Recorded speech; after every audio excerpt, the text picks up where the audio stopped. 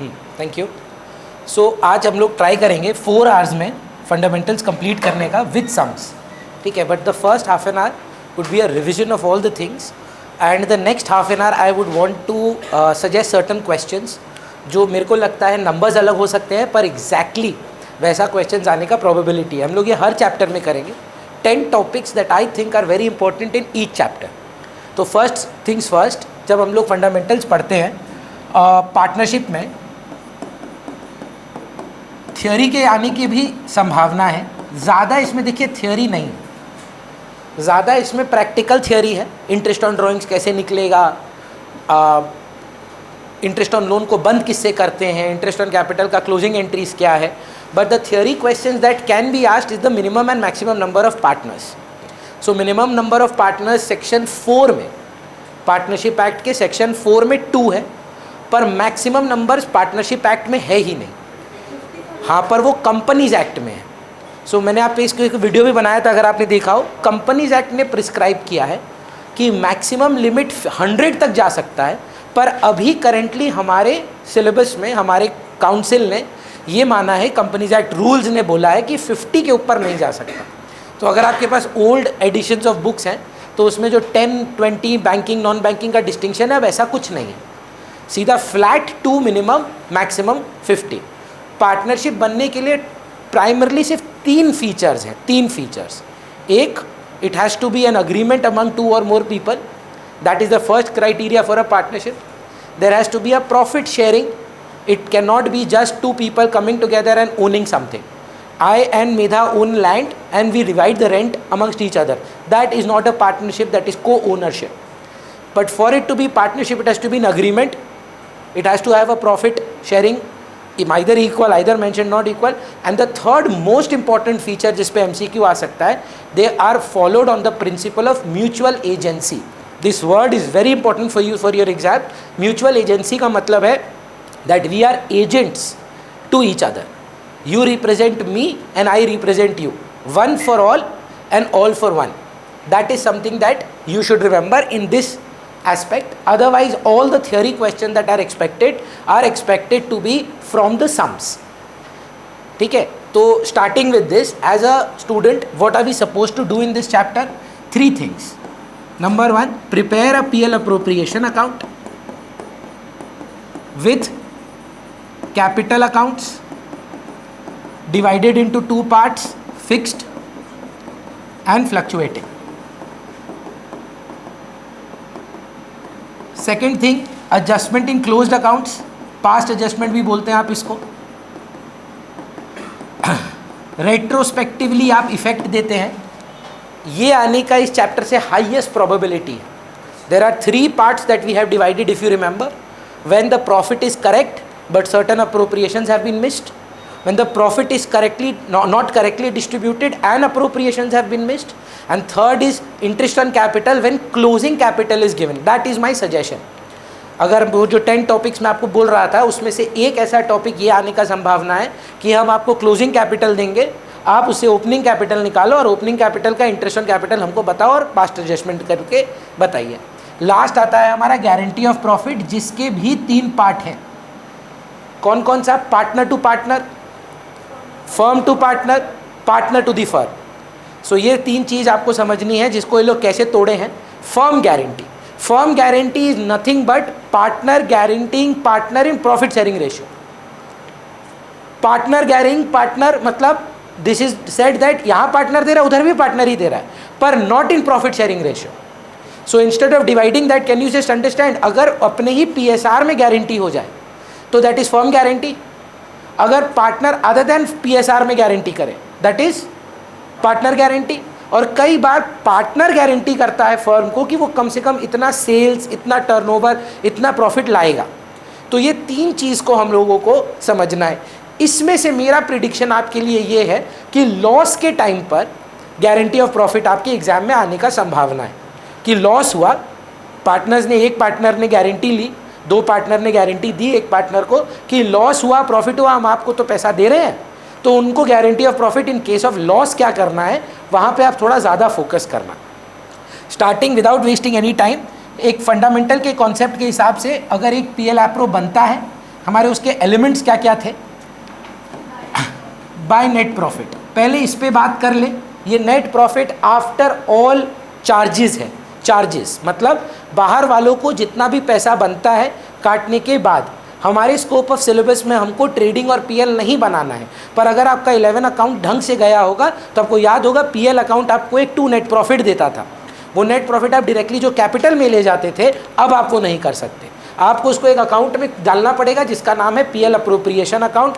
Please in the books of PL appropriation for the year ended लिखना भूलिएगा मत, debit credit.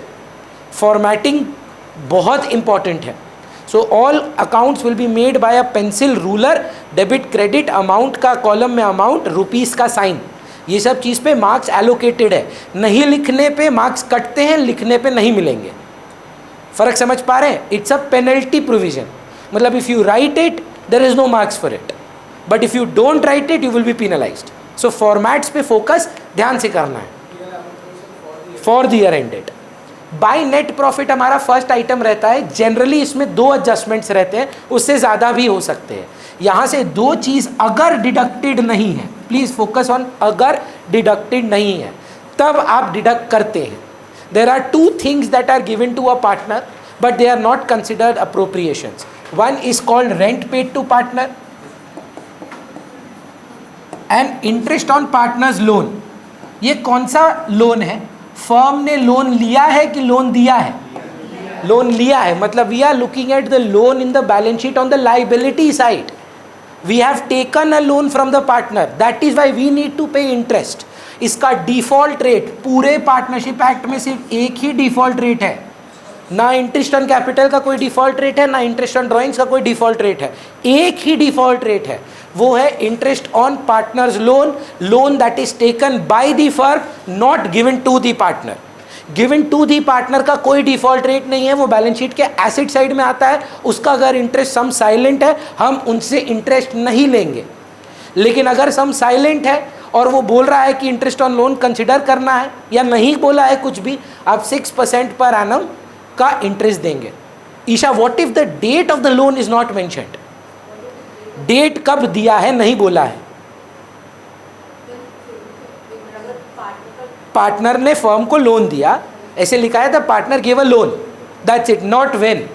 What would you assume? Full year interest, 6 months interest, half मतलब no interest, half year interest. Whenever in fundamentals anywhere you see when the date is not mentioned, we will always consider it for 6 months. It will be assumed that the loan was given in the middle of the year. That is the same assumption for drawings. It will be the same assumption if capital introduced is not mentioned when it was introduced. Whenever there is a date missing, it will always be assumed that it was in the middle of the period.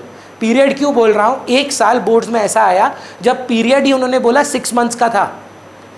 The year was, they had to shut down business early. The year was April to October, and then the date wasn't mentioned. What date would you consider then? 3 months. Whatever is the period of the year, उसका half, तो 3 महीना आपका interest बन जाता है। इस पे ध्यान रखिएगा।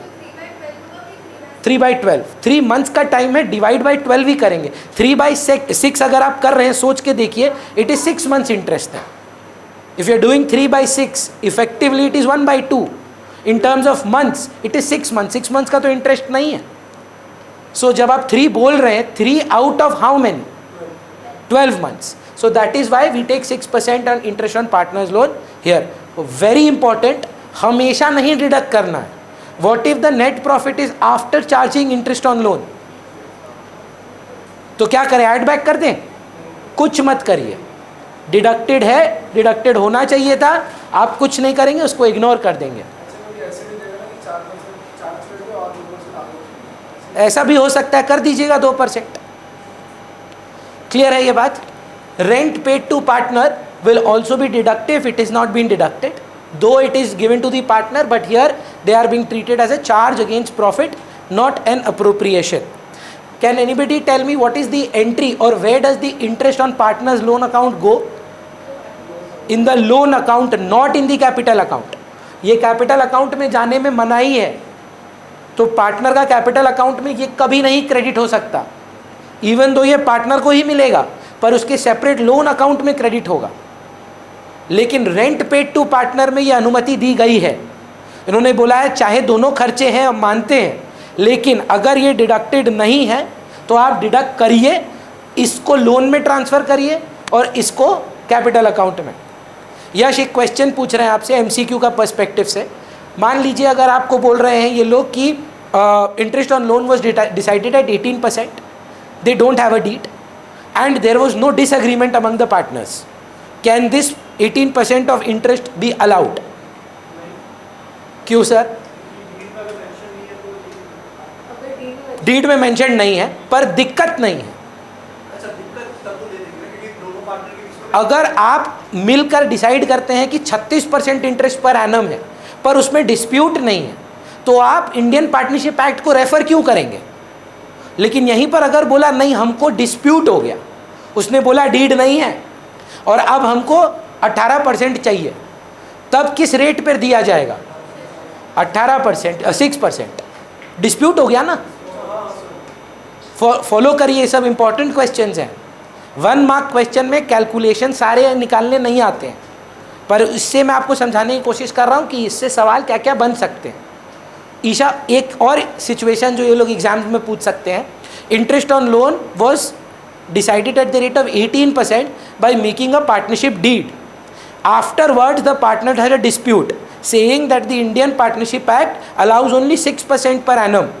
किसका बात माना जाएगा, 18% की 6%? पार्टनरशिप डीड में 18% दे दिया है। फाइनल आंसर दे दीजिए। 18%। डीड में अगर मेंशन्ड है कि अच्छा हम 18% पे ही देंगे, तब पार्टनरशिप एक्ट का कोई रेलेवेंस नहीं है। This is not a maximum limit, this is a defaulting provision. If there is nothing then you refer to 6% in case of a dispute. Last issue आप समझ पा रहे हैं तृप्ति, एवरी सिंगल आइटम का क्या क्या वेरिएशंस हो सकता है। That is the reason I have called you today, every single minute thing. So अगर मैं देखिए पेपर मेरे को पता नहीं है, लेकिन अगर आप ये पढ़ के जाते हैं सारा और उस पर थोड़ा और स्टडी करते हैं अपना, मैं गारंटी बोल सकता हूँ कि इस चैप्टर के बाहर और कोई सवाल नहीं आएगा। नंबर्स प्रिडिक्ट करना किसी का बात नहीं है कि 1 लाख रुपया लिखूंगा तो 1 लाख ही आएगा, वो पॉसिबल नहीं है। बट मैं आपको बोल रहा हूँ कि अगर आप ये ढंग से पढ़ते हैं आज 4 घंटा, पार्टनरशिप फंडामेंटल्स में एक भी ऐसा क्वेश्चन नहीं होगा जो आपको नहीं आता होगा। Last question regarding interest on loan, Tripti, the value of interest on loan was 60,000. There was no deed. What was the amount of loan advanced in the beginning of the year? Do you understand the question? ये दे दिया, very good. Interest on loan का value दे दिया, बोला देखो 60,000 रुपया ब्याज आया है, कितने का लोन होगा? डीड नहीं था। रॉन्ग आंसर है शायद। ये 6% है, तो divided by 6, as she is saying, ये 6 हुआ। आपको क्या चाहिए? Principal value. प्रिंसिपल वैल्यू क्या हो गया? 100। 10 लाख हुआ। 60,000 1 लाख पे 60% होता है, 10 लाख पे 6%। अच्छा, this loan was advanced ma'am at in the middle of the year on 1st October. Now this changes. Is this 6%? This is 3%. तो पहले क्या करेंगे, इसको इफेक्टिव टाइम पीरियड में कन्वर्ट कर देंगे। तो 6% नहीं है ये भैया, ये 6 इंटू 3/12 है, 6/12 है। तो इसका मतलब ये हाफ हुआ, इसका मतलब ये क्या बचा? 3। तो 60,003 है तो 100 कितना? वहीं पे भी कर दीजिए, कोई दिक्कत नहीं है, ये तो मैथ है, अकाउंट का है। 20 लाख का लोन था सर, अगर आप समझे हैं तो बताइए। 1 जुलाई को लोन एडवांस था, 9 मंथ्स होता है। आंसर बताइए कैसे लिखेंगे नीचे? 60,000 क्या है? आज बोलेंगे कि कल? आप आंसर दे पाएंगे हाँ या ना? सीधा बात खत्म, बोलिए। 1 जुलाई। An interest on loan was 60,000 rupees. The loan was advanced on 1st of July. What is the value of the loan? नहीं, क्या करना है बोलो ना, ये 6% है कि 6% इंटू 9/12 है, तो ये क्या है, इंटू 3/4 है, तो काट पीट करके क्या आता है 9/2 मतलब 4.5, मतलब इफेक्टिवली ये 4.5% है। अगर 60,000 4.5 है तो 100% कितना है, जो भी आए 13,33,033 रुपीज़। ऐसा सवाल को आप समझें, आने का प्रोबेबिलिटी है। डीड है तब फिर नहीं होगा, डीड नहीं है, partner is not willing, dispute नहीं है, चलेगा। डीड है, partner is not willing, dispute हो गया, होगा कि नहीं होगा, 6% होगा। याद रखिए डिस्प्यूट पे ही उठता है। Last thing, then we end this. 3 चीज़ पूछूंगा, आप कोशिश करेंगे। What is the entry that we pass to transfer the net profit, journal entry पूछ रहे हैं यहाँ पे 1 मार्क में, तो क्या पूछ सकता है, नेट प्रॉफिट को ट्रांसफर करने की एंट्री पीएल अप्रोप्रिएशन अकाउंट में।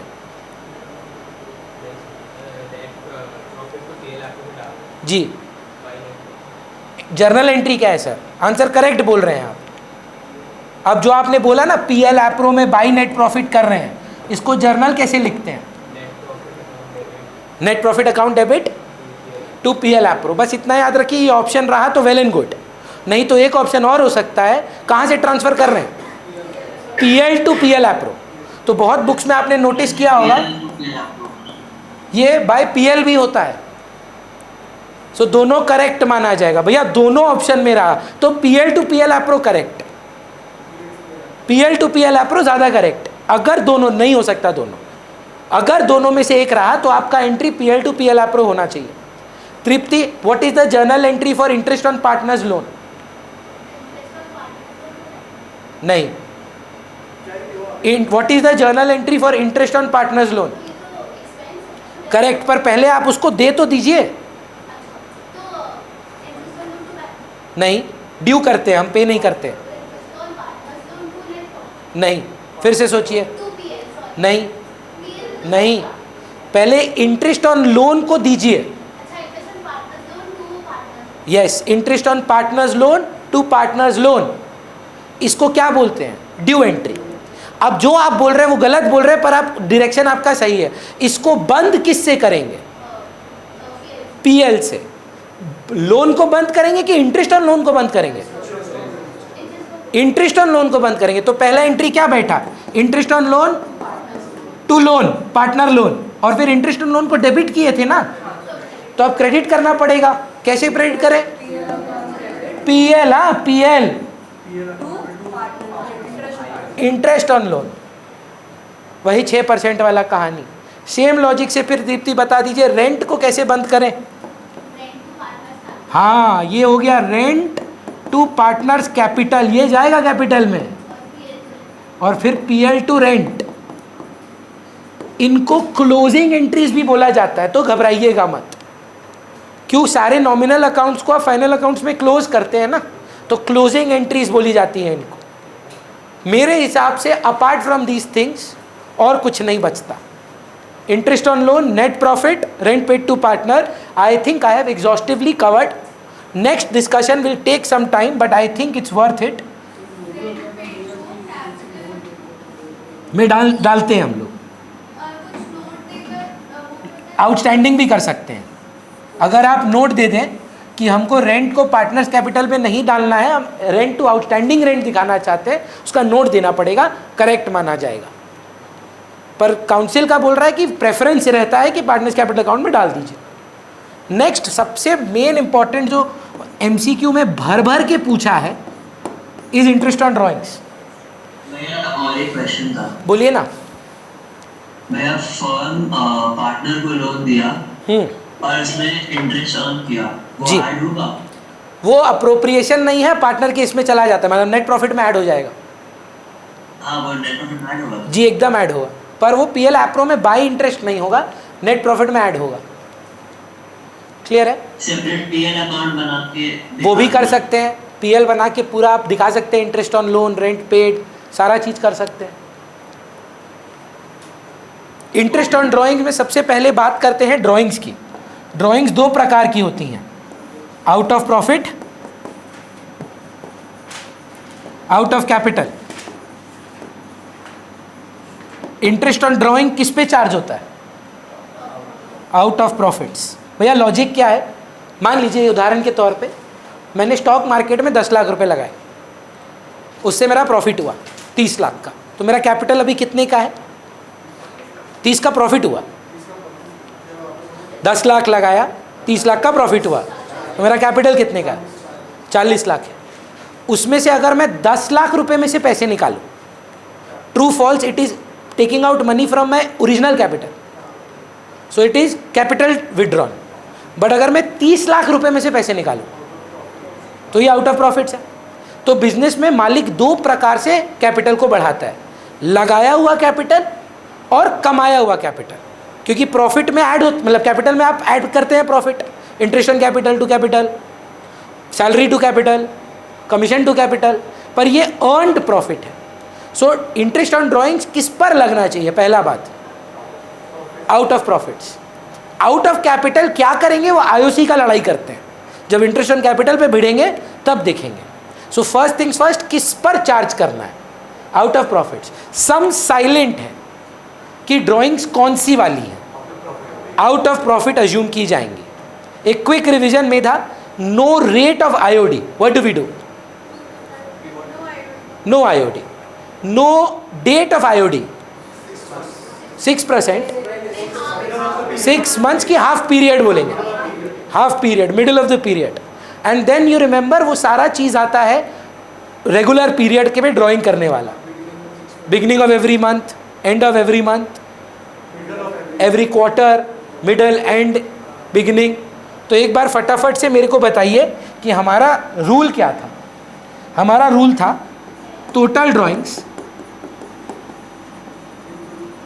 Into rate by 100 into effective months by always 12, always. इसको लेके कंफ्यूजन रहता है कि अगर 6 महीना का ही ड्राइंग किए हैं तो डिवाइड बाय 12 क्यों करते हैं? 6 महीना, साल में तो 12 महीना है, तो 12 महीना के हिसाब से ही सोचिएगा। समझ पा रहे ईशा? अब इफेक्टिव टाइम पीरियड या effective month is equal to सब में बाई 12। इफेक्टिव मंथ कैसे निकलता है? डेट, या डेट मत लिखिए, time left for year end after first drawing, add time left for year end after last drawing divided by 2। Basically average लेना है। पहला ड्राइंग से आखिरी ड्राइंग तक कितना, मतलब आखिरी ड्राइंग नहीं, पहला ड्राइंग से ईयर एंडिंग तक और लास्ट ड्राइंग से ईयर एंडिंग तक कितना समय बचता है, उसका आपको एवरेज निकालना है। तो मान लीजिए साल में 12 महीने हैं, एक अप्रैल में है एंड होता है और एक लास्ट महीना मार्च का है, बीच में 11 महीने आते हैं। शिवम, अगर हम 1 तारीख को ड्राइंग करते हैं, हर महीना करते हैं, तो पहला ड्राइंग कब करते हैं? 1 अप्रैल, स्पेसिफिकली बोलिए। तो 1 अप्रैल से 31 मार्च में कितना समय बचता है? 12 महीना। प्लस लास्ट ड्राइंग कब किए होंगे? कौन सा तारीख पे? 1 मार्च पे। तो 1 मार्च से 31 मार्च कितना हुआ? 1 महीना हुआ। 6.5 बाय 12, ये बन गया आपका इफेक्टिव टाइम पीरियड। यहीं पे अगर हम आपसे पूछे सर हर 30 तारीख को करते हैं, तो 30 अप्रैल करें तो 12, अप्रैल 1 भी 12, 30 अप्रैल भी 12, 30 अप्रैल से 30 मार्च। हाँ। जय माता दी का तो कैलेंडर ले आओ, मजाक नहीं कर रहे, उसमें रहता है, अलाउ करेगा। कोई बोले तो बोलो भारत सेक्युलर कंट्री है, 4 ठो ले जाओ, एक तो 786 ले जाओ, एक तो जीसस क्राइस्ट वाला ले जाओ, एक तो वाई गुरु भी ले जाना, कोई कुछ बोले वही वाला दिखा देना, सब अलाउ होगा। भारत में बहुत सेंसिटिव है सब। 11 महीना। तो लास्ट ड्राइंग कब है? 31 मार्च से 31 मार्च तो इफेक्टिव टाइम पीरियड 5.5। ये मेरे को लगता है आप जानते हैं, तो मैं इस पर आपको एक आइडिया दे दिया। क्वार्टर का एक दिखा देता हूँ ताकि आप समझ पाए। मान लीजिए क्वार्टर कितना होता है, अब बच्चा बोलता है 250 ml, नहीं वो वाला क्वार्टर नहीं, जुलाई अगस्त सितंबर अक्टूबर नवंबर दिसंबर जनवरी फरवरी मार्च, एक ही दिखाऊंगा, उसी से आप समझ लेना। Middle of every quarter. इस क्वार्टर का मिडल कब है? मई। एम यहाँ मई को रिप्रेजेंट कर रहा है। तो 15 मई से 31 मार्च में कितना समय बचेगा? 10.5 महीना बचेगा, है ना। 1.5 हटा दो तो 10.5 महीना बचा। आखिरी ड्राइंग कब होगी? हमारा फेवरेट दिन 14 फेब, 1.5 महीना बचा। तो इसका मतलब 10.5 प्लस 1.5, 12/2, 6/12। इम्पॉर्टेंट क्या है जानते हैं? साल में कितना महीना है? अप्रैल मई जून जुलाई अगस्त सितंबर अक्टूबर नवंबर दिसंबर। प्रिडिक्शन नंबर 3 है ये आएगा, ठीक है। हाँ सुन लीजिए पहले क्या प्रिडिक्शन है। अप्रैल मई जून जुलाई अगस्त सितंबर अक्टूबर नवंबर दिसंबर जैन फेब मार्च। ड्राइंग हुई है 6 महीने के लिए, 1000 रुपये की। तो पहला तो सवाल, टोटल ड्राइंग्स कितना? 1000 × 6, 6 महीने के लिए हुई है। 1000 × 6 ही तो करेंगे। टोटल ड्राइंग क्या कितना रुपया के किए हैं? 12। 6 महीने के लिए हर महीने किए हैं। Every month I have drawn for 6 months। I have not withdrawn once in 6 months। वो हुआ 2 बार ड्राइंग। मैं क्या बोल रहा हूँ? हर महीने ड्राइंग किए हैं 6 महीने के लिए। मतलब क्या इसका? What is the difference between I have drawn every month for 6 months and I have drawn once in 6 months?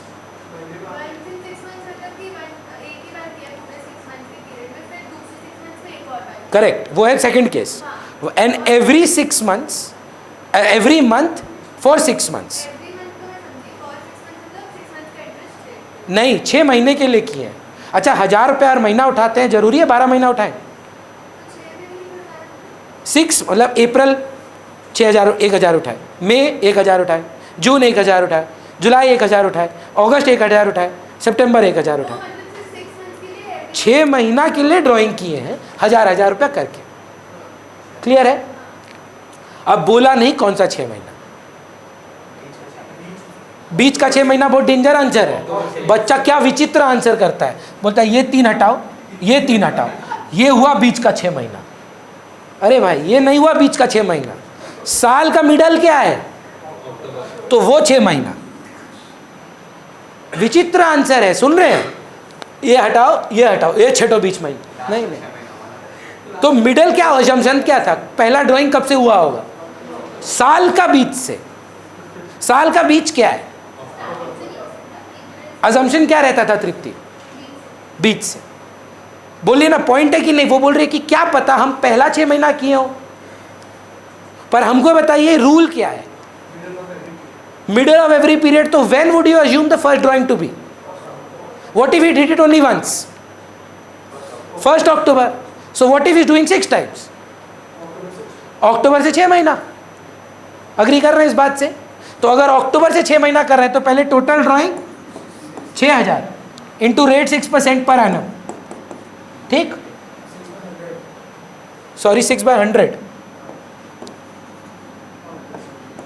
अब इफेक्टिव टाइम पीरियड जो भी हो भाई 12 से डिवाइड होगा। बच्चा बहस करता है किया तो 6 महीना के लिए तो डिवाइड बाई 6 करिए। साल बाद में 12 महीना चेंज हो गया क्या साल में? इंटरेस्ट तो साल भर का लोगे ना। पहला ड्राइंग कब से? बिगिनिंग है। हाँ कितना महीना? 6 महीना। लास्ट ड्राइंग 1 मार्च। 6 + 1/2 3.5/12 12। क्लियर है? फिर आया sir end of every month for 6 months। तो 5 + 0/2 2.5/12। मिडल 4.5 + 5 + 0.5 6/2, 6/2, 3/12। अब देखिए क्या गजब का सवाल था, जो तृप्ति बोली वो मेंशन कर दिए ये लोग। ड्राइंग किया, पहला 6 महीना के लिए किया। एक क्या था, सवाल में मेंशन नहीं किया। अब अगर वो मेंशन कर रहा है, सेम नहीं है। देखिए पूरा कहानी बदल जाता है, पूरा कहानी बदल जाता है। पहला ड्राइंग से 12 महीना का ब्याज, और आखिरी ड्राइंग से सोचिए आप 6 बोलेंगे, 7 महीना का ब्याज। गिनती करिए चलिए। तो 1 अप्रैल, 1 मई, 1 जून, 1 जुलाई, 1 अगस्त, 1 सितंबर। सितंबर भी गिनिए, ये आएगा बोर्ड में। और हम नहीं लगाएंगे कि Rohin Khanna wanted for leaking paper, ठीक है, ये आएगा, देख लीजिएगा।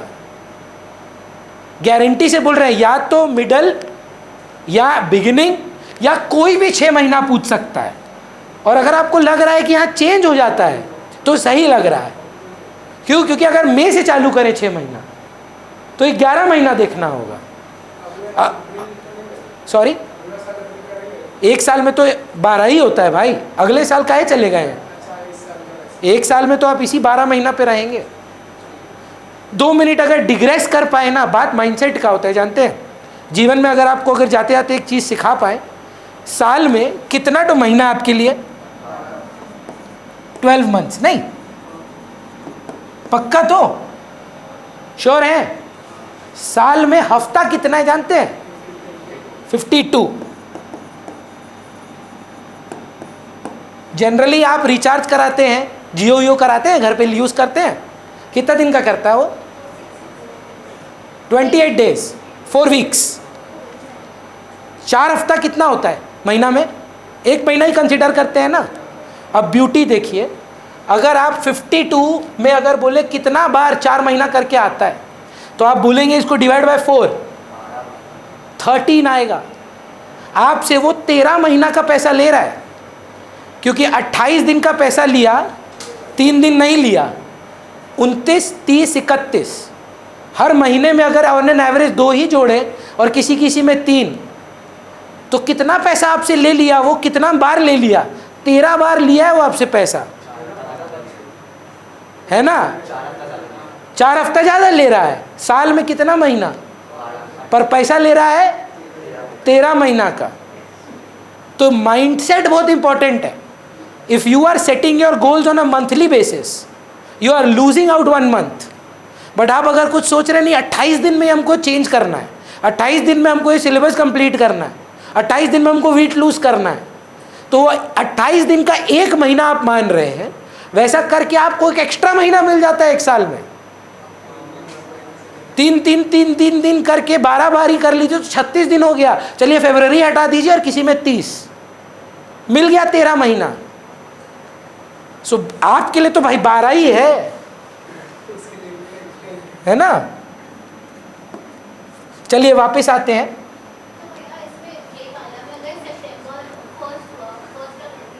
कौन सा वे? कौन सा 6 महीना? पहला 6 महीना, हाँ। तो पहला हो गया 12, 7 सितंबर भी गिनेंगे बाई 2, फर्स्ट 6 मंथ्स। सोचिए जरूरी है सिर्फ 6 मंथ्स ही उम्मीद था? 5 महीना ड्राइंग किया, 3 महीना किया, 2 महीना किया, 1.5 महीना किया, कुछ भी हो सकता है। हाँ, क्यों नहीं हो सकता है? आधा मंथ में किया, हाँ।